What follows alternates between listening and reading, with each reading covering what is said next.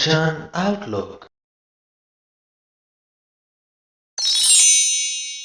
ਜੇਕਰ ਕਿਸੇ ਜੀਵ ਇਸਤਰੀ ਨੂੰ ਉਹਦੇ ਪਤੀ ਦੇ ਗੁਣਾਂ ਦੇ ਬਾਰੇ 'ਚ ਪੁੱਛਿਆ ਜਾਵੇ, ਜੇਕਰ ਪਤੀ ਵਾਕਿਆ ਹੀ ਗੁਣਕਾਰੀ ਹੈ ਤੇ ਉਹ ਜੀਵ ਇਸਤਰੀ ਵੱਧ ਚੜ੍ਹ ਕੇ ਆਪਣੇ ਪਤੀ ਦੀ ਤਾਰੀਫ ਕਰਦੀ ਹੈ, ਉਹਦੇ ਗੁਣਾਂ ਦਾ ਗੁਣਗਾਨ ਕਰਦੀ ਹੈ। ਕੋਈ ਵੀ ਗੁਣ ਅਜਿਹਾ ਨਹੀਂ ਹੋਏਗਾ ਜਿਹੜਾ ਉਹ ਪੁੱਛਣ ਵਾਲੇ ਨੂੰ ਨਾ ਦੱਸੇ, ਕੱਲਾ ਕੱਲਾ ਗੁਣ ਉਹ ਗਿਣਾਏਗੀ।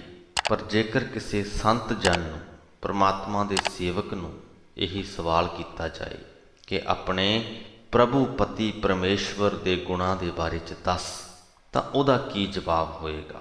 ਸ੍ਰੀ ਗੁਰੂ ਗ੍ਰੰਥ ਸਾਹਿਬ ਜੀ ਦੇ 459ਵੇਂ ਅੰਗ ਦੀ ਗੁਰਬਾਣੀ ਦੇ ਰਾਹੀਂ ਗੁਰੂ ਅਰਜਨ ਸਾਹਿਬ ਸਾਨੂੰ ਇਸ ਸਵਾਲ ਦਾ ਵੀ ਉੱਤਰ ਦਿੰਦੇ ਨੇ, ਤੇ ਨਾਲ ਹੀ ਪ੍ਰਭੂ ਦੇ ਨਾਲ ਜੁੜਨ ਦੇ, ਪਰਮਾਤਮਾ ਦੀ ਸਿਫਤ ਸਲਾਹ ਕਰਨ ਦੇ ਅਨੇਕਾਂ ਹੀ ਫਾਇਦੇ ਸਾਨੂੰ ਗਿਣਾ ਜਾਂਦੇ ਨੇ।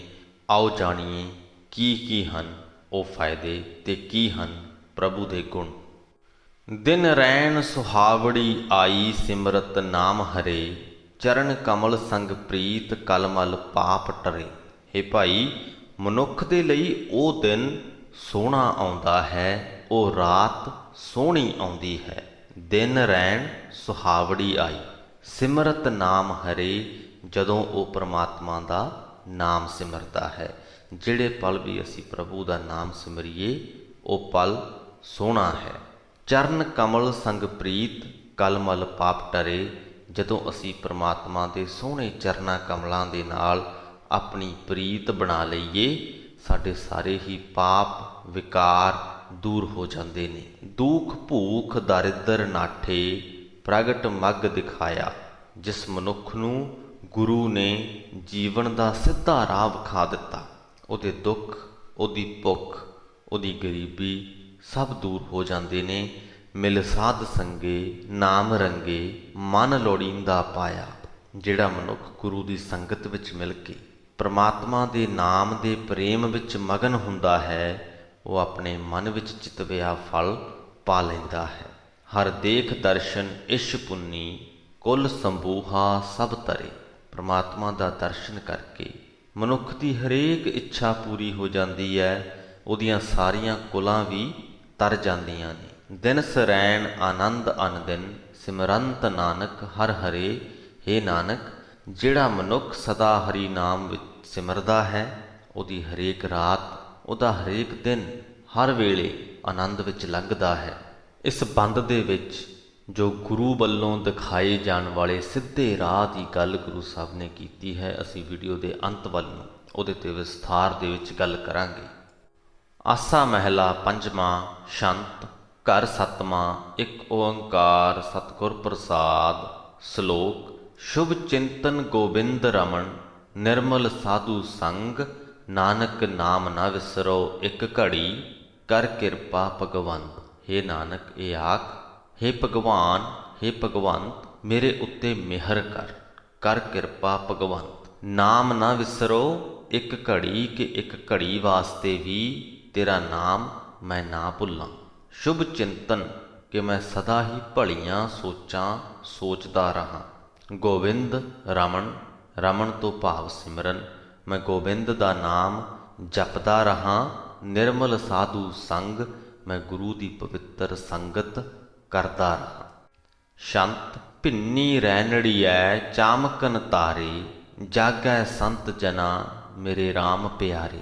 ਭਿੰਨੀ ਤੋਂ ਭਾਵ ਭਿੱਜੀ ਹੋਈ, ਜੋ ਤਰੇਲ ਹੈ ਅਕਸਰ ਹੀ ਰਾਤ ਨੂੰ ਪੈਂਦੀ ਹੈ। ਸੁਬਾਹ ਤੱਕ ਹਰ ਚੀਜ਼ ਜਿਹੜੀ ਬਾਹਰ ਖੁੱਲ੍ਹੇ ਅਸਮਾਨ 'ਚ ਪਈ ਹੁੰਦੀ ਹੈ, ਤਰੇਲ ਨਾਲ ਭਿੱਜੀ ਹੁੰਦੀ, ਤੇ ਤਾਰੇ ਵੀ ਅਸਮਾਨ ਦੇ ਵਿੱਚ ਸਾਨੂੰ ਰਾਤ ਨੂੰ ਹੀ ਚਮਕਦੇ ਦਿਸਦੇ ਹਨ। ਗੁਰੂ ਸਾਹਿਬ ਕਹਿੰਦੇ, ਭਿੰਨੀ ਰੈਣੜੀਐ ਚਾਮਕਨ ਤਾਰੇ, ਕਿ ਜਿਵੇਂ ਰਾਤ ਤਰੇਲ ਦੇ ਵਿੱਚ ਭਿੱਜੀ ਹੁੰਦੀ ਹੈ ਤੇ ਆਕਾਸ਼ ਦੇ ਵਿੱਚ ਤਾਰੇ ਢਲਕਦੇ ਹੁੰਦੇ ਨੇ, ਤਿਵੇਂ ਹੀ ਜਿਹੜੇ ਮਨੁੱਖ ਦਾ ਹਿਰਦਾ ਪ੍ਰਭੂ ਦੇ ਪ੍ਰੇਮ ਵਿੱਚ ਭਿੱਜ ਗਿਆ, ਉਹਦੇ ਚਿੱਤ ਆਕਾਸ਼ ਦੇ ਵਿੱਚ ਸੋਹਣੇ ਆਤਮਿਕ ਗੁਣ ਤਾਰਿਆਂ ਵਾਂਗ ਲਿਸ਼ਕਾਂ ਮਾਰਦੇ ਨੇ। ਜਾਗੈ ਸੰਤ ਜਨਾ ਮੇਰੇ RAM ਪਿਆਰੇ।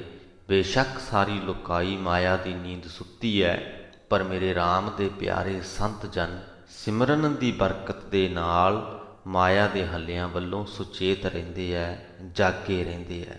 RAM ਪਿਆਰੇ ਸਦਾ ਜਾਗੈ, ਨਾਮ ਸਿਮਰੈ ਅਨਦਿਨੋ। ਪਰਮਾਤਮਾ ਦੇ ਪਿਆਰੇ ਸੰਤ ਜਨ ਸਦਾ ਸੁਚੇਤ ਰਹਿੰਦੇ ਨੇ ਤੇ ਹਰ ਰੋਜ਼ ਦਿਨ ਰਾਤ ਪ੍ਰਭੂ ਦਾ ਨਾਮ ਸਿਮਰਦੇ ਨੇ। ਚਰਨ ਕਮਲ ਧਿਆਨ ਹਿਰਦੈ, ਪ੍ਰਭ ਬਿਸਰ ਨਾਹੀ ਇੱਕ ਖਿਨੋ।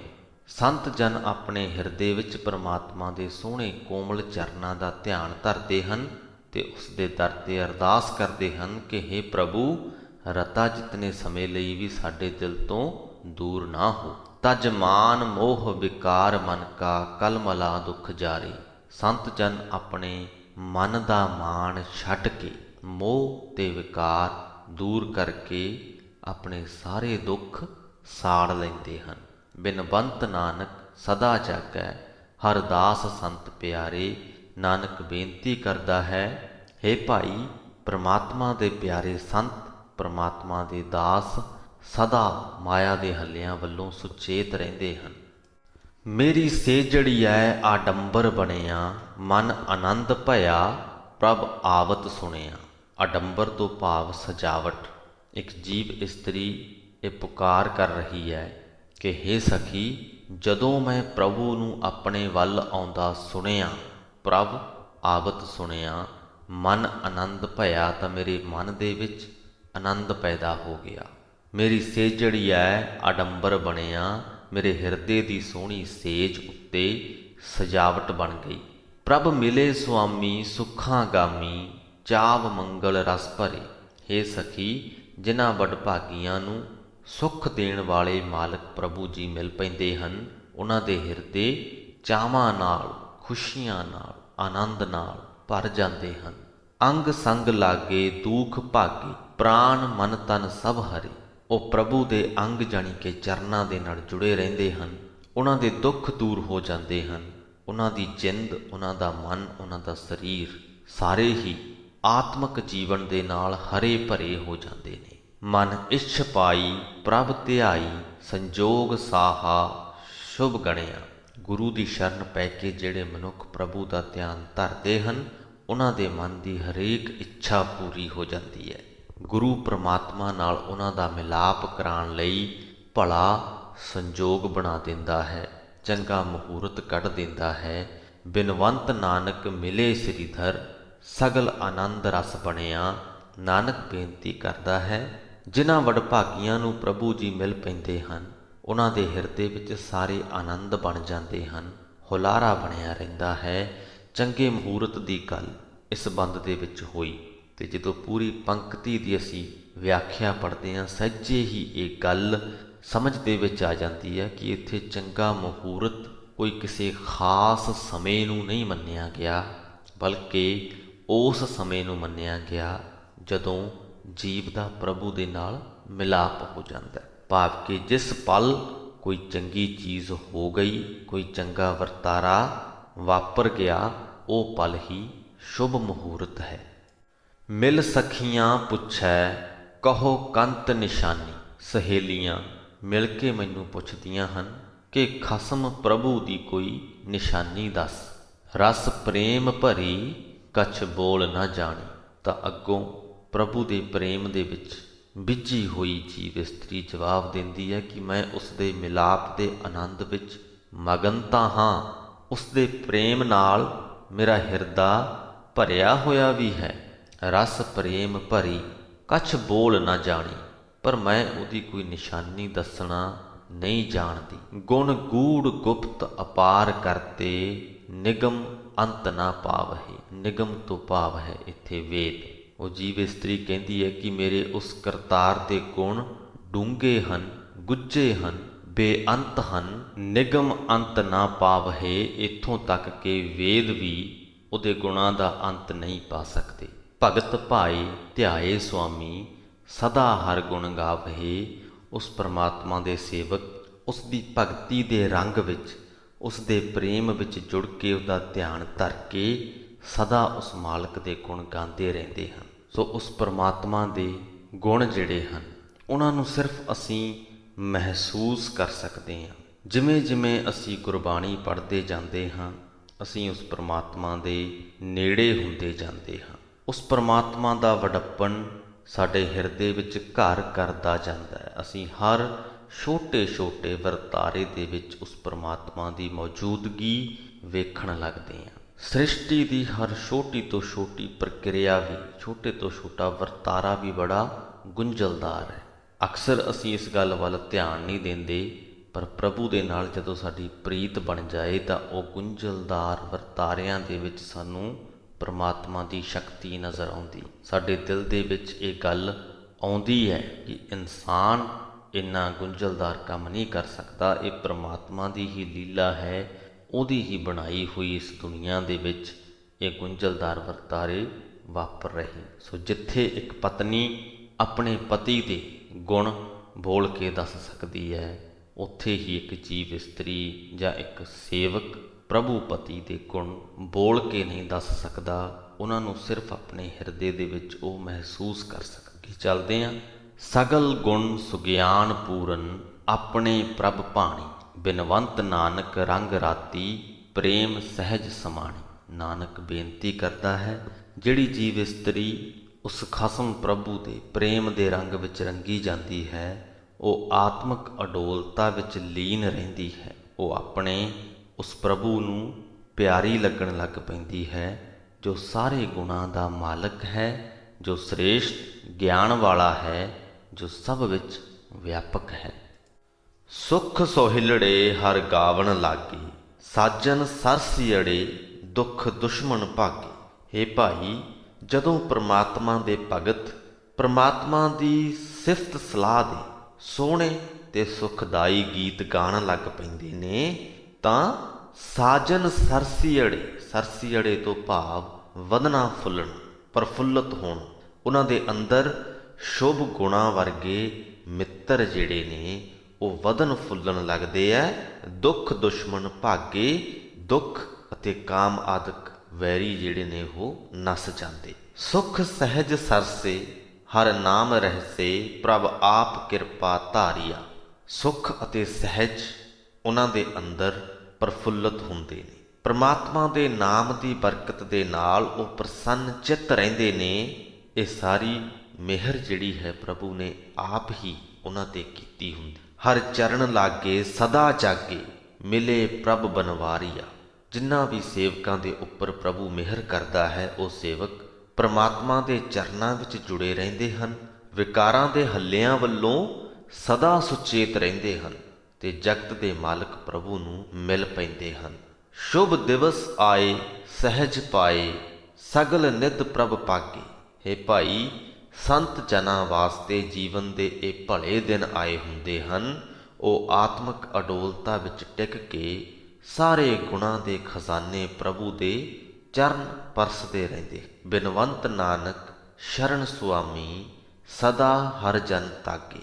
ਤਾਗੇ ਤੋਂ ਭਾਵ ਤੋੜ ਨਿਭਾਉਣਾ। ਨਾਨਕ ਬੇਨਤੀ ਕਰਦਾ ਹੈ, ਬਿਨਵੰਤ ਨਾਨਕ ਸ਼ਰਨ ਸੁਆਮੀ, ਪਰਮਾਤਮਾ ਦੇ ਸੇਵਕ ਮਾਲਕ ਪ੍ਰਭੂ ਦੀ ਸ਼ਰਨ ਆ ਕੇ ਸਦਾ ਲਈ ਉਸ ਪ੍ਰਭੂ ਦੇ ਨਾਲ ਆਪਣੀ ਜਿਹੜੀ ਪ੍ਰੀਤ ਹੈ ਉਹਨੂੰ ਤੋੜ ਨਿਭਾਉਂਦੇ ਹਨ, ਅੱਧ ਵਿਚਕਾਰੇ ਨਹੀਂ ਛੱਡਦੇ। ਪ੍ਰਭੂ ਦੇ ਨਾਲ ਇੱਕ ਵਾਰ ਜਦ ਸਾਡੀ ਪ੍ਰੀਤ ਜੁੜ ਗਈ ਤੇ ਉਹ ਫਿਰ ਟੁੱਟਦੀ ਨਹੀਂ, ਅੱਧ ਵਾਟੇ ਨਹੀਂ ਰਹਿੰਦੀ, ਉਹ ਸਿਰੇ ਚੜ੍ਹਦੀ। ਆਸਾ ਮਹਿਲਾ ਪੰਜਵਾਂ। ਉੱਠ ਵੰਝ ਵਟੌੜਿਆ ਤੈਂ ਕਿਆ ਚਿਰ ਲਾਇਆ, ਮੋਹਲਤ ਪੁੰਨੜੀਆ ਕਿਤ ਕੂੜ ਲੁਭਾਇਆ। ਵਟੌੜਿਆ ਤੋਂ ਭਾਵ ਰਾਹੀ, ਜੀਵਨ ਪੰਧ ਦੇ ਉੱਤੇ ਚੱਲਣ ਵਾਲੇ ਇੱਕ ਇਨਸਾਨ ਨੂੰ ਸੰਬੋਧਨ ਕਰਦੇ ਹੋਏ ਤੇ ਪ੍ਰੇਰਿਤ ਕਰਦੇ ਹੋਏ ਗੁਰੂ ਅਰਜਨ ਸਾਹਿਬ ਕਹਿੰਦੇ ਨੇ, ਉੱਠ ਵੰਝ ਵਟੌੜਿਆ ਤੈਂ ਕਿਆ ਚਿਰ ਲਾਇਆ। ਹੇ ਭੋਲੇ ਰਾਹੀ ਜੀਵ, ਉੱਠ ਤਿਆਰ ਹੋ, ਤੁਰ, ਤੂੰ ਕਿਉਂ ਚਿਰ ਲਾ ਰਿਹਾ ਹੈ। ਮੋਹਲਤ ਪੁੰਨੜੀਆ, ਮੋਹਲਤ ਤੋਂ ਭਾਵ ਸਾਡੇ ਜੀਵਨ ਦਾ ਇਹ ਸਮਾਂ ਜਿਹੜਾ ਸਾਨੂੰ ਮੋਹਲਤ ਦੇ ਵਿੱਚ ਮਿਲਿਆ। ਮੋਹਲਤ ਕਿਉਂ ਮਿਲਿਆ? ਕਿਉਂਕਿ ਇਹ ਉਸ ਪਰਮਾਤਮਾ ਦੇ ਹੱਥ ਹੈ। ਕਿੰਨੀ ਉਮਰ ਉਹਨੇ ਸਾਨੂੰ ਦਿੱਤੀ ਹੈ ਸਾਨੂੰ ਨਹੀਂ ਪਤਾ। ਅੱਜ ਅਸੀਂ ਇਹ ਬੋਲਦੇ ਪਏ ਹਾਂ, ਅਗਲੇ ਹੀ ਸਕਿੰਟ, ਅਗਲੇ ਪਲ ਸਾਡੇ ਨਾਲ ਕੀ ਹੋਣਾ ਸਾਨੂੰ ਨਹੀਂ ਪਤਾ। ਕੁਝ ਪਤਾ ਨਹੀਂ ਉਸ ਪਰਮਾਤਮਾ ਦੇ ਮਨ ਦੇ ਵਿੱਚ ਕਦ ਆ ਜਾਵੇ ਤੇ ਕਦ ਸਾਡੀ ਜਿੰਦ ਉਹ ਕੱਢ ਲਵੇ। ਚੰਗਾ ਭਲਾ ਤੁਰਿਆ ਫਿਰਦਾ ਬੰਦਾ ਚਲਾਣਾ ਕਰ ਜਾਂਦਾ, ਮੋਹਲਤ ਮੁੱਕ ਜਾਂਦੀ। ਇਹ ਮੋਹਲਤ ਉਸ ਪ੍ਰਮਾਤਮਾ ਨੇ ਸਾਨੂੰ ਬਖਸ਼ੀ ਹੈ। ਸਾਡੇ ਜੀਵਨ ਦਾ ਇਹ ਸਮਾਂ ਉਸ ਪ੍ਰਮਾਤਮਾ ਨੇ ਸਾਨੂੰ ਬਖਸ਼ਿਆ। ਗੁਰੂ ਸਾਹਿਬ ਕਹਿੰਦੇ ਮੋਹਲਤ ਪੁੰਨੜੀਆ, ਪੁੰਨੜੀਆ ਤੋਂ ਭਾਵ ਕਿ ਇਹ ਸਮਾਂ ਮੁੱਕਦਾ ਜਾ ਰਿਹਾ ਹੈ। ਇਹ ਜਿਹੜੀ ਮੋਹਲਤ ਤੈਨੂੰ ਮਿਲੀ ਹੈ ਇਹ ਮੁੱਕਦੀ ਜਾ ਰਹੀ ਹੈ। ਕਿਤ ਕੂੜ ਲੁਭਾਇਆ, ਤੇਰਾ ਇੱਧਰ ਨੂੰ ਧਿਆਨ ਹੀ ਨਹੀਂ, ਤੂੰ ਕਿਸ ਠੱਗੀ ਦੇ ਵਿੱਚ ਫਸਿਆ ਹੋਇਆ ਹੈ। ਕੂੜੇ ਲੁਭਾਇਆ ਧੋ ਮਾਇਆ, ਕਰੈ ਪਾਪ ਅਮਿਤਿਆ। ਧਿਆਨ ਕਰਕੇ ਤੇ ਦੇਖ, ਇਹ ਮਾਇਆ ਨਿਰਾ ਧੋਖਾ ਹੈ। ਤੂੰ ਇਸ ਦੀ ਠੱਗੀ ਦੇ ਵਿੱਚ ਫਸਿਆ ਹੋਇਆ ਤੇ ਬੇਅੰਤ ਪਾਪ ਕਰੀ ਜਾ ਰਿਹਾ। ਤਨ ਭਸਮ ਢੇਰੀ ਜਮ ਹੈ ਹੇਰੀ, ਕਾਲ ਬਪੁੜੈ ਜਿੱਤਿਆ। ਇਹ ਸਰੀਰ ਆਖਰ ਮਿੱਟੀ ਦੀ ਢੇਰੀ ਹੋ ਜਾਏਗਾ। ਜਮ ਨੇ ਇਸ ਨੂੰ ਆਪਣੀ ਤੱਕ ਵਿੱਚ ਰੱਖਿਆ ਹੋਇਆ ਹੈ, ਪਰ ਇਸ ਜੀਵ ਦੇ ਵਿਚਾਰੇ ਦੇ ਵੀ ਬੱਸ 'ਚ ਨਹੀਂ ਹੈ ਗੱਲ। ਕਾਲ ਬਪੁੜੈ ਜਿੱਤਿਆ, ਇਹ ਜੀਵ ਵਿਚਾਰਾ ਕੀ ਕਰੇ? ਇਹਨੂੰ ਆਤਮਿਕ ਮੌਤ ਨੇ ਆਪਣੇ ਕਾਬੂ ਦੇ ਵਿੱਚ ਕੀਤਾ ਹੋਇਆ ਹੈ। ਇਹ ਸਮਝਦਾ ਨਹੀਂ ਕਿ ਮਾਲ ਜੋਬਨ ਛੋੜ ਬੈਸੀ, ਰਹਿਓ ਪੈਨਣ ਖਾਇਆ। ਧਨ ਜਵਾਨੀ ਸਭ ਕੁਝ ਛੱਡ ਕੇ ਤੁਰ ਜਾਏਗਾ ਜਦੋਂ ਇਹਦਾ ਖਾਣਾ ਪਹਿਨਣਾ ਮੁੱਕ ਜਾਏਗਾ। ਨਾਨਕ ਕਮਾਣਾ ਸੰਗ ਜੁਲਿਆ, ਨਾ ਜਾਏ ਕਿਰਤ ਮਿਟਾਇਆ। ਹੇ ਨਾਨਕ, ਜਦੋਂ ਜੀਵ ਇੱਥੋਂ ਤੁਰਦਾ ਹੈ ਤਾਂ ਕਮਾਇਆ ਹੋਇਆ ਚੰਗਾ ਮੰਦਾ ਕਰਮ ਇਸ ਦੇ ਨਾਲ ਹੀ ਤੁਰ ਪੈਂਦਾ ਹੈ। ਕੀਤੇ ਕਰਮਾਂ ਦੇ ਸੰਸਕਾਰਾਂ ਦਾ ਜਿਹੜਾ ਇਕੱਠ ਹੈ ਉਹਨੂੰ ਮਿਟਾਇਆ ਨਹੀਂ ਜਾ ਸਕਦਾ। ਸੋ ਇਸ ਦੇ ਨਾਲ ਹੀ ਸ੍ਰੀ ਗੁਰੂ ਗ੍ਰੰਥ ਸਾਹਿਬ ਜੀ ਦੇ 459ਵੇਂ ਅੰਗ ਦੀ ਗੁਰਬਾਣੀ ਦੀ ਵਿਆਖਿਆ ਦੀ ਸਮਾਪਤੀ ਹੁੰਦੀ ਹੈ ਜੀ। ਜੀਵਨ ਦੇ ਸਿੱਧੇ ਰਾਹ ਦੀ ਗੱਲ ਗੁਰੂ ਅਰਜਨ ਸਾਹਿਬ ਨੇ ਇਸ ਅੰਗ ਦੀ ਗੁਰਬਾਣੀ ਦੇ ਵਿੱਚ ਕੀਤੀ ਕਿ ਜੋ ਗੁਰੂ ਹੈ ਉਹ ਸਾਨੂੰ ਪ੍ਰਗਟ ਮੱਗ ਦਿਖਾਇਆ, ਜੀਵਨ ਦਾ ਸਿੱਧਾ ਰਾਹ ਵਿਖਾ ਦਿੰਦਾ। ਉਹ ਸਿੱਧਾ ਰਾਹ ਕਿਹੜਾ ਹੈ? ਜੇ ਅਸੀਂ ਜੀਵਨ ਦੇ ਉਸ ਸਿੱਧੇ ਰਸਤੇ 'ਤੇ ਚੱਲੀਏ ਤੇ ਅਸੀਂ ਸਦਾ ਹੀ ਉਸ ਪਰਮਾਤਮਾ ਦੀ ਰਜ਼ਾ ਦੇ ਵਿੱਚ ਖੁਸ਼ ਰਹਿੰਦੇ ਹਾਂ, ਉਹਦੀ ਰਜ਼ਾ ਦੇ ਵਿੱਚ ਰਾਜ਼ੀ ਰਹਿੰਦੇ ਹਾਂ। ਸਾਨੂੰ ਸਾਡੇ ਜੀਵਨ ਦੇ ਵਿੱਚ ਜੋ ਵੀ ਮਿਲਿਆ ਹੈ ਤੇ ਜੋ ਵੀ ਨਹੀਂ ਮਿਲਿਆ ਹੈ ਉਹ ਦੋਨੋਂ ਹੀ ਮਨਜ਼ੂਰ ਹੁੰਦੇ ਨੇ। ਅਸੀਂ ਇੱਕ ਪਲ ਦੇ ਲਈ ਵੀ ਇਸ ਗੱਲ ਦੀ ਕੋਈ ਚਿੰਤਾ ਫਿਕਰ ਨਹੀਂ ਕਰਦੇ।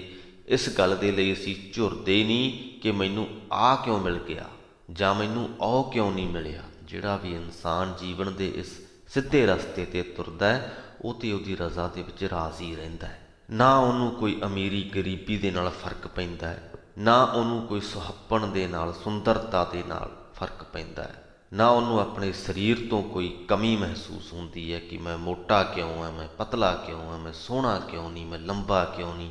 ਇਹਨਾਂ ਚੀਜ਼ਾਂ ਦੇ ਨਾਲ ਉਹਨੂੰ ਕੋਈ ਮਤਲਬ ਨਹੀਂ ਹੁੰਦਾ। ਨਾ ਹੀ ਉਹ ਕਦੇ ਬੈਠ ਕੇ ਇਸ ਗੱਲ ਦੇ ਲਈ ਝੂਰਦਾ ਕਿ ਫਲਾਣੇ ਨੂੰ ਤੇ ਬੜੇ ਵਧੀਆ ਸੋਹਣੇ ਮੌਕੇ ਮਿਲੇ ਜ਼ਿੰਦਗੀ ਦੇ ਵਿੱਚ, ਉਹ ਤਰੱਕੀ ਕਰ ਗਿਆ, ਮੈਂ ਕਿਉਂ ਨਹੀਂ ਕਰ ਪਾਇਆ।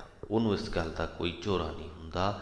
ਉਹ ਆਪਣੇ ਜੀਵਨ ਦੇ ਵਿੱਚ ਜਿਸ ਵੀ ਪੜਾਅ 'ਤੇ ਜਿਸ ਵੀ ਹਾਲਾਤ ਦੇ ਵਿੱਚ ਹੁੰਦਾ ਹੈ ਉਸੇ 'ਚ ਹੀ ਉਹ ਖੁਸ਼ ਰਹਿੰਦਾ। ਦੂਜੀ ਵੱਡੀ ਗੱਲ ਕਿ ਉਹ ਮਾਇਆ ਦੇ ਹੱਲਿਆਂ ਵੱਲੋਂ, ਵਿਕਾਰਾਂ ਦੇ ਹੱਲਿਆਂ ਵੱਲੋਂ ਸੁਚੇਤ ਹੋ ਜਾਂਦਾ ਹੈ, ਉਹ ਜਾਗ ਜਾਂਦਾ ਹੈ। ਉਹਨੂੰ ਪਤਾ ਲੱਗਦਾ ਹੈ ਕਿਸੇ ਵਕਤ ਜੇ ਉਹ ਉਹਦੀ ਰਜ਼ਾ ਦੇ ਵਿੱਚ ਖੁਸ਼ ਨਾ ਰਹਿ ਰਿਹਾ ਹੋਵੇ, ਕਿਸੇ ਵਕਤ ਜੇ ਮਾਇਆ ਉਹਦੇ 'ਤੇ ਆਪਣਾ ਜ਼ੋਰ ਪਾ ਰਹੀ ਹੋਵੇ ਤੇ ਇਸ ਗੱਲ ਦੇ ਵੱਲੋਂ ਉਹ ਸੁਚੇਤ ਹੁੰਦਾ। ਉਹਨੂੰ ਪਤਾ ਲੱਗ ਜਾਂਦਾ, ਉਹ ਉਸ ਵਹਿਣ ਦੇ ਵਿੱਚ ਵਹਿ ਨਹੀਂ ਜਾਂਦਾ। ਉਹਨੂੰ ਪਤਾ ਲੱਗ ਜਾਂਦਾ ਹੈ ਕਿ ਇਸ ਵਕਤ ਮਾਇਆ ਮੇਰੇ 'ਤੇ ਆਪਣਾ ਪ੍ਰਭਾਵ ਪਾ ਰਹੀ ਹੈ, ਇਸ ਵਕਤ ਫਲਾਨਾ ਵਿਕਾਰ ਮੇਰੇ 'ਤੇ ਹਾਵੀ ਹੋ ਰਿਹਾ ਹੈ। ਜਦੋਂ ਉਹ ਸੁਚੇਤ ਹੋ ਗਿਆ ਤੇ ਉਹਦੇ ਹੱਲੇ ਤੋਂ, ਮਾਇਆ ਦੇ ਵਿਕਾਰਾਂ ਦੇ ਹੱਲੇ ਤੋਂ ਉਹ ਆਪਣੇ ਆਪ ਹੀ ਬਚ ਜਾਂਦਾ ਹੈ। ਜੇਕਰ ਅਸੀਂ ਕੁਝ ਕਰਦੇ ਪਏ ਹੋਈਏ, ਕੋਈ ਸਾਨੂੰ ਚੋਰੀ ਛੁਪੇ ਵੇਖ ਰਿਹਾ ਹੋਵੇ, ਜਿੰਨਾ ਚਿਰ ਉਹਨੂੰ ਪਤਾ ਹੈ ਕਿ ਸਾਨੂੰ ਇਸ ਗੱਲ ਦਾ ਨਹੀਂ ਪਤਾ ਕਿ ਮੈਂ ਸਾਨੂੰ ਵੇਖ ਰਿਹਾ ਜਾਂ ਉਹ ਸਾਨੂੰ ਵੇਖਦਾ ਪਿਆ ਹੈ, ਉਨਾ ਚਿਰ ਉਹਦੀ ਹਿੰਮਤ ਬਰਕਰਾਰ ਰਹੇਗੀ। ਉਹ ਚੋਰੀ ਛੁਪੇ ਤਾਕ ਲਾ ਕੇ ਸਾਨੂੰ ਵੇਖਦਾ ਰਹੇਗਾ। ਪਰ ਜਿਸ ਪਲ ਅਸੀਂ ਉਹਦੀ ਮੌਜੂਦਗੀ ਦੇ ਬਾਰੇ ਸੁਚੇਤ ਹੋ ਗਏ, ਹੁਣ ਦੋ ਗੱਲਾਂ ਦੇਖੋ, ਇੱਕ ਤੇ ਪਹਿਲਾਂ ਜ਼ਰੂਰੀ ਹੈ ਕਿ ਅਸੀਂ ਉਹਦੀ ਮੌਜੂਦਗੀ ਦੇ ਬਾਰੇ ਸੁਚੇਤ ਹੋਈਏ। ਸੁਚੇਤ ਹੋ ਕੇ ਜੇ ਅਸੀਂ ਕੁਝ ਕੀਤਾ ਹੀ ਨਾ, ਜੇ ਉਹਨੂੰ ਦੱਸਿਆ ਹੀ ਨਾ ਕਿ ਅਸੀਂ ਉਹਦੀ ਮੌਜੂਦਗੀ ਬਾਰੇ ਸੁਚੇਤ ਹੋ ਗਏ ਹਾਂ, ਤਾਂ ਵੀ ਉਹਦੀ ਹਿੰਮਤ ਬਰਕਰਾਰ ਰਹੇਗੀ। ਉਹ ਤਾਕ ਲਾ ਕੇ ਸਾਨੂੰ ਵੇਖਦਾ ਰਹੇਗਾ। ਪਰ ਸੁਚੇਤ ਹੋ ਕੇ ਇੱਕ ਵਾਰ ਉਹਦੇ ਵੱਲ ਤੱਕ ਕੇ ਜਦੋਂ ਅਸੀਂ ਉਹਨੂੰ ਦੱਸਤਾ ਕਿ ਤੂੰ ਛੁਪ ਕੇ ਸਾਨੂੰ ਵੇਖ ਰਿਹਾ ਹੈ, ਸਾਨੂੰ ਤੇਰੀ ਮੌਜੂਦਗੀ ਦਾ ਪਤਾ ਹੈ, ਫਿਰ ਉਹਦੀ ਹਿੰਮਤ ਦੇ ਵਿੱਚ ਥੋੜ੍ਹੀ ਜਿਹੀ ਸੱਟ ਵੱਜਦੀ, ਫਿਰ ਨਹੀਂ ਉਹ ਬਰਕਰਾਰ ਰੱਖਦਾ, ਉੱਥੇ ਸਾਨੂੰ ਵੇਖਣਾ ਉਹ ਭੱਜ ਜਾਂਦਾ। ਇਸੇ ਪ੍ਰਕਾਰ ਹੀ ਇਹ ਮਾਇਆ ਤੇ ਵਿਕਾਰਾਂ ਦੇ ਹੱਲੇ ਨੇ। ਜਦ ਤੱਕ ਅਸੀਂ ਇਹਨਾਂ ਨੂੰ ਬਿਨਾਂ ਸੋਚੇ ਸਮਝੇ ਆਪਣੇ ਮਨ ਦੇ ਵਿੱਚ ਚੱਲਣ ਦੇਈ ਜਾਂਦੇ ਰਹਿੰਦੇ ਹਾਂ, ਇਹ ਸਾਡੇ 'ਤੇ ਆਪਣਾ ਪ੍ਰਭਾਵ ਪਾਉਂਦੇ ਰਹਿੰਦੇ ਆ। ਕਈ ਵਾਰੀ ਅਸੀਂ ਸੁਚੇਤ ਵੀ ਹੁੰਦੇ ਹਾਂ, ਪਰ ਅਸੀਂ ਹੱਲਿਆਂ ਨੂੰ ਨਹੀਂ ਦੱਸਦੇ ਕਿ ਅਸੀਂ ਤੇਰੀ ਮੌਜੂਦਗੀ ਬਾਰੇ ਸੁਚੇਤ ਹਾਂ। ਅਸੀਂ ਕਹਿੰਦੇ ਹਾਂ ਕਿ ਸੁਚੇਤ ਹਾਂ, ਚਲੋ ਕੋਈ ਗੱਲ ਨਹੀਂ, ਇਹਨੂੰ ਚੱਲੀ ਜਾਣ ਦਿਓ। ਦੱਸਣਾ ਵੀ ਜ਼ਰੂਰ ਆਪਣੇ ਮਨ ਦੇ ਵਿੱਚ ਸੁਚੇਤ ਹੋ ਕੇ, ਅਤੇ ਇੱਕ ਵਾਰੀ ਆਪਣੇ ਆਪ ਨੂੰ ਇਹ ਗੱਲ ਕਹਿ ਦੇਣੀ ਚਾਹੀਦੀ ਹੈ। ਬੇਸ਼ੱਕ ਮੁੱਖੋਂ ਬੋਲ ਕੇ ਕਹਿ ਦਿਓ, ਸਾਫ਼ ਸ਼ਬਦਾਂ ਦੇ ਵਿੱਚ ਇਹ ਗੱਲ ਆਪਣੇ ਆਪ ਨੂੰ ਕਹਿ ਦੇਣੀ ਚਾਹੀਦੀ ਹੈ ਕਿ ਇਸ ਵਕਤ ਫਲਾਨਾ ਵਿਕਾਰ ਤੇਰੇ 'ਤੇ ਹਾਵੀ ਹੋ ਰਿਹਾ ਭਾਈ। ਇੰਨਾ ਕਹਿਣ ਦੀ ਦੇਰ ਹੈ। ਉਸ ਵਿਕਾਰ ਦੀ ਜਿਹੜੀ ਤੀਬਰਤਾ ਹੈ, ਉਹਦੀ ਜਿਹੜੀ ਸਮਰੱਥਾ ਹੈ, ਉਹਦੀ ਜਿਹੜੀ ਸ਼ਮਤਾ ਹੈ, ਸ਼ਕਤੀ ਹੈ, ਉਹਦੇ 'ਚ ਕੁਝ ਨਾ ਕੁਝ ਫਰਕ ਜ਼ਰੂਰ ਪੈ ਜਾਂਦਾ ਹੈ। ਉਹ ਓਨਾ ਹਾਵੀ ਨਹੀਂ ਤੁਹਾਡੇ 'ਤੇ ਰਹਿ ਜਾਂਦਾ। ਸੋ ਇਸੇ ਸੰਦੇਸ਼ ਦੇ ਨਾਲ ਹੀ ਉਮੀਦ ਕਰਦੇ ਹਾਂ ਇਹ ਸਿੱਖਿਆਵਾਂ, ਸਾਡੀ ਕੋਸ਼ਿਸ਼ ਹੁੰਦੀ ਹੈ ਬੜੇ ਹੀ ਪ੍ਰੈਕਟੀਕਲ ਪੱਧਰ 'ਤੇ ਤੁਹਾਨੂੰ ਸਮਝਾਈਆਂ ਜਾਣ, ਅਤੇ ਸਾਡੀ ਉਮੀਦ ਹੈ ਕਿ ਤੁਸੀਂ ਆਪਣੇ ਜੀਵਨ ਦੇ ਵਿੱਚ ਇਹਨਾਂ ਨੂੰ ਲਾਗੂ ਕਰ ਪਾਉਂਦੇ ਹੋਵੋਗੇ।